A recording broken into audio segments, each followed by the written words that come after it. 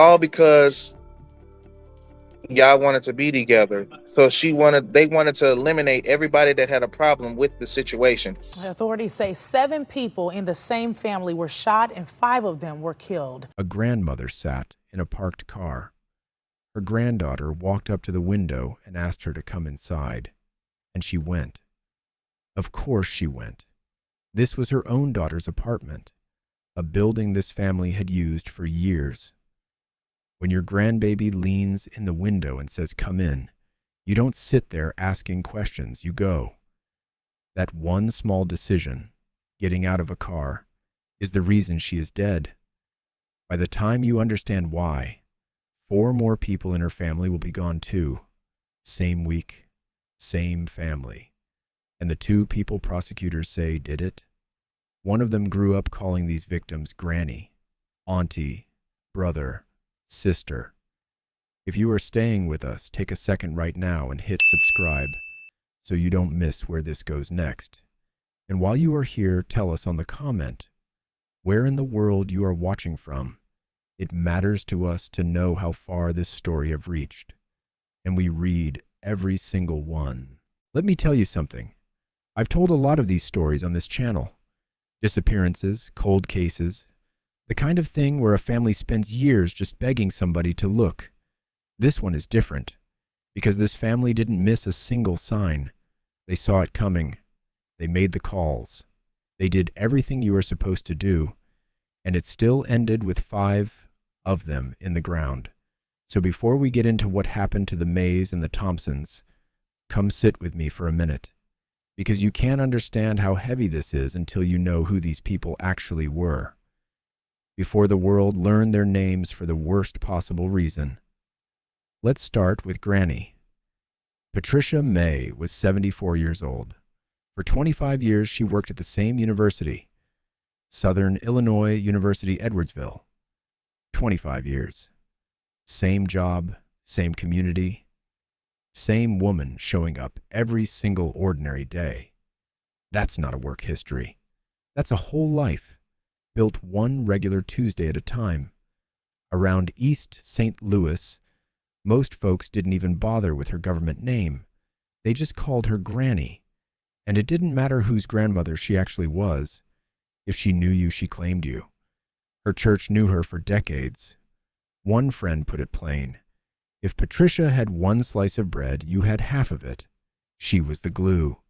She was, like the pastor said, the lighthouse that pulled the whole family in. Her daughter, Cherie May, was 49, and Cherie was the one you called first when something went wrong. Not because she had money, because she was going to show up. No questions, no lecture attached. Now, that kind of name doesn't fall on you by accident. You build it. One favor, one ride to the hospital, one 2 a.m. phone call at a time. For years, until showing up is just who you are to everybody who knows you. Cherie's son was Devin May, 24 years old, and he had a 1-year-old daughter he was already wrapped all the way around. His wife said it herself. You could not say one sideways thing about that little girl in front of him. Not one. He worked hard. He came home. He showed up. And now, that baby is going to grow up knowing her daddy mostly through, what everybody else remembers about him, because he's not going to be the one telling her. Then you've got Quentin and Shania Thompson, brother and sister, 21 and 25, both of them still right in the middle of figuring out who they were going to be. Quentin loved to draw. He was deep into anime, that quiet, specific kind of hobby that tells you there was a whole imagination running behind that boy's eyes that most people never got to see. And Shania? Shania could cook. Not just holiday plate cook. Restaurant dream cook. She was already talking about putting her name on a door one day. Her own place, her own menu. Something built from scratch, the hard way. The way people do it when they actually mean it. That dream doesn't get to happen now. Not next year, not ever. 5 people. A grandmother, a mother, a son, a brother, a sister. Real people. With real Tuesdays and real plans for next year. And from the outside, this looked like an ordinary East St. Louis family. Big, close, the kind that shows up for each other. All of that was true, but there was one more person in this family you need to know about. A 15-year-old girl, and she was in a relationship with a 16-year-old boy named Jaimier Davis. And her people, Granny, Auntie, all of them, did not want that boy around. Now, why not? Here's where it gets real. A pastor who says she knew everybody involved put the reason on camera. The family, she said, wouldn't let the boy stay with them because he had already stolen a gun. Make it make sense. The problem wasn't that he chewed with his mouth open at dinner. It wasn't that they didn't like his attitude. It was that this teenage boy already had a stolen firearm in his hands before anybody in that family ever told him the word no. And here's the thing. This fight wasn't new. Relatives say the two of them had run off together before, more than once. And every single time this family went and found her, every time they brought her home. Let me tell you something. That is not two teenagers falling in love against the world, no matter how they told it to themselves. That is a family running the same rescue mission over and over on a girl they flat out refused to give up on. So they drew the line. This boy does not move in here. Final answer. And they had no idea no earthly idea that no wasn't going to end a relationship. It was going to end 5 lives. Because somewhere in between all those arguments and all those times they dragged that girl back home, prosecutors say something else was being built, quietly, between the two of them. A list of exactly who had a problem with them being together, exactly who would need to be dealt with. We'll get to what was on it. Not yet. Here's what makes this case sit different from a lot of what we cover on this channel. Most of the time, a family misses the signs. They look back later and say, "We should have seen it. Not these people. This family saw it. They reported it. And it still wasn't enough." Watch this. The family says the gun used in the shootings was stolen from the 15-year-old girl's own mother before any of it happened. The girl took the keys out of her mother's purse, unlocked the lockbox, and took the firearm out. And the mother noticed. She called the police the same day she found out. That's one report on the record, and per Jaimier Davis's own mother, that wasn't the only one. 2 mothers, multiple reports, and what came back, by her account, was 1 incident number and no follow-up. Now, let me be fair with you, because that matters here. That's one mother's account of her own son, made 4 days after he was arrested for 5 murders. Prosecutors haven't confirmed it, so take it as what it is. But even if half of it holds up, that is not a family that looked the other way. That's a family that tried, more than once, and got a case number instead of somebody actually showing up to help. And underneath all that reporting, neither of those mothers knew the full size of what was already being written down. That list, we're getting to it. Just hold on. Cherie May was killed first, sometime between the 5th and the 7th of July, at the Samuel Gompers housing complex. Her body was put inside a storage tote and left behind a dumpster.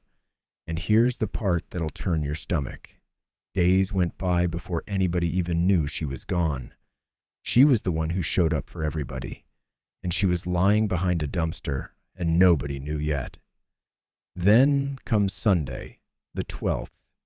Devin and his grandmother Patricia hadn't heard from Cherie, couldn't reach her. So they did what this family always did, and they went to check on her. They drove to that same apartment. What they didn't know is that prosecutors say Jaimier Davis was already inside, waiting in a closet. Devin walked in first. Devin was shot first. Patricia was still outside, sitting in the car. And this is the moment. This is the whole thing right here. Prosecutors say her granddaughter, The 15-year-old got out, walked up to that car, and asked her grandmother to come inside. And Granny went. Because when your grandbaby asks you to come in, you go. Davis stepped out of that closet and shot her too. And then, prosecutors say, he cut off her thumb. Sit with that for a second. A 74-year-old woman who spent her whole life claiming everybody as family walked into a door held open by trust and did not walk back out. But it wasn't over, not even close. Same day, 2 more scenes. They took Quentin and Shania, the brother and sister, the girl's own sibling, to Jones Park. Prosecutors say they fired inside the vehicle.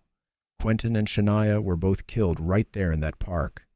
2 more relatives who were with them got shot too. The girl's own mother hit in the face. Another woman hit 4 times. Both of them survived, and barely, and both ended up in a St. Louis hospital in serious condition. One survivor's husband later said the shooter stood over his wife trying to finish her, and only stopped because they ran out of bullets. And there was a third scene, a home at 39th and Summit. More of the same. Added up, 7 people from one family shot across 3 different locations. 5 of them did not survive the week. Then the 2 of them stole a car and ran. Now, here's where this stopped being a mystery real fast. Because when investigators caught up to these 2, they didn't find a criminal mastermind. They found 2 teenagers in a car that wasn't theirs. It started with a phone call about human remains at Gompers. That's what put police on it. They found Cherie, and finding Cherie led them to the rest, scene by scene, body by body, all across East St. Louis. State troopers spotted the stolen car, and they didn't just pull it over. They ran a PIT maneuver, used their own vehicle to spin that car out and stop it cold at Frank Holton State Park. Both teenagers in custody. The whole so-called getaway had lasted less than a week. And when they searched that car, prosecutors say Patricia's severed thumb was sitting in the center console. Let me tell you something. These 2 thought they were riding off into some kind of love story. Real cinematic, real romantic, real amateur hour. Because the actual Bonnie and Clyde ran 2 years across 5 states before anybody put a hand on them. These 2 didn't even make it out of East St. Louis. That's not a getaway. That's a group project nobody finished. And then investigators sat down and read the phones. And that's when the real picture came out. Remember that list I kept telling you about? Here it is. Court records show the 2 of them planned the attack out in the open, on social media. A hit list, targeting anyone who had a problem with them being together. One survivor's husband said it plain. They wanted to eliminate everybody who stood in the way. And then there were the messages. All because y'all wanted to be together. So they wanted to eliminate everybody that had a problem with the situation. Prosecutors say Jaimir Davis wrote to his girlfriend about shooting and stabbing a cousin, and the 15-year-old girl wrote back. 5 words. This is the line. I can do that. I love blood. And then prosecutors say she messaged him again. Babe, I'm finna lose my whole family for you. Oh, so now we understand. She knew. She knew exactly what it was going to cost. And she typed it out anyway, like she was ordering food. That's not a mystery anymore. That's a confession with a timestamp. So here's where the law comes in. Jaimir Davis was charged as an adult. 12 felony counts stacked against him. 5 counts of first-degree murder, dismembering a human body. 2 counts of attempted murder, aggravated battery, hijacking, and unlawful use of a firearm. The 15-year-old girl started out in juvenile court, and prosecutors are pushing hard to move her case into adult court right alongside him. And after the timeline, the thumb, the messages, After all of it, here's how Davis's own attorney chose to describe him. The defense said the truth would come out at trial. They called it self-defense. They said their client was the one being hunted, not the hunter. Let me tell you something. A defense attorney's job is to say that. That is the job. Whether a jury believes it is a whole different conversation, but that's a hard sell. Asking 12 people to believe the hunted one somehow ended up holding the only working gun. A judge already ruled Davis stays exactly where he is. No bond, no release. Prosecutors called him a real and present danger, and the judge agreed. Illinois did away with cash bail a while back, so this was never about money. It was about whether he's safe to be anywhere near the outside world before trial. The judge said no trial date yet. Not for either of them. Which means this family has already had to bury 5 people before anybody ever says the word guilty out loud. Now, I want to bring it back to the 5 people this story is actually about. Because it would be easy to make this whole thing about the 2 teenagers, the messages, the hit list, the whole cinematic thing they thought they were living. But that's not who we came here for. The night after that bond hearing, hundreds of people packed into a church for a prayer vigil. And weeks later, hundreds more came out to say goodbye. For Patricia, for Cherie, for Devin. The pastor called Patricia the glue, the lighthouse that drew people in. And what struck me watching it back wasn't just the grief. It was how tangled up people's feelings were. They wanted to forgive. And in the same breath, they wanted to understand how a child born into all that love could turn around and do this. That's a real tension.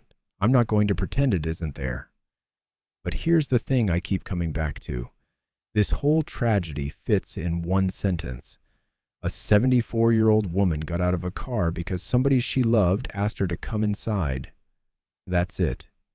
Trust, used as the door. The tragedy or that turned around and happened has really affected everybody, family, church members, which was close, and just affected everyone. So we're having this opportunity to turn around and try to be there for them. A loving family, the mother, the grandmother, she loved her kids, she loved her grandkids.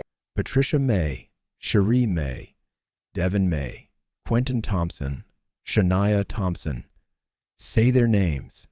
Every one of them was loved long before the world ever heard about them. That vigil, all those hundreds of people, that wasn't for the case. That was for them.